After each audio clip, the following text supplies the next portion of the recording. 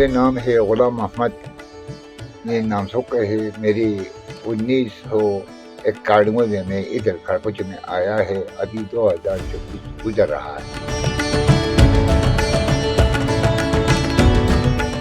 800 ईस्वी में खरपचो बनाया है और 7,000 फौज का 41 साल से बन चुका है। 1190 से राजा मापून इब्राहिम आ रहा है।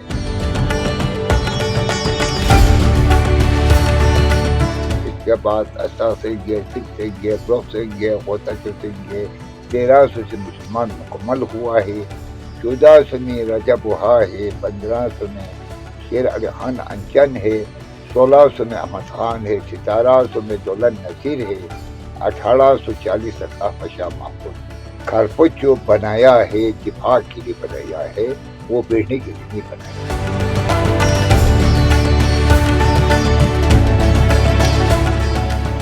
इधर से कश्मीर से लेकर चित्राल तक फतह किया है। खरपच किया कि वो दिफा के लिए बनाया है। ये सारे मोर्चा है, वो जंग के लिए बनाया है, इंडिया के साथ मुकाबला करने के लिए।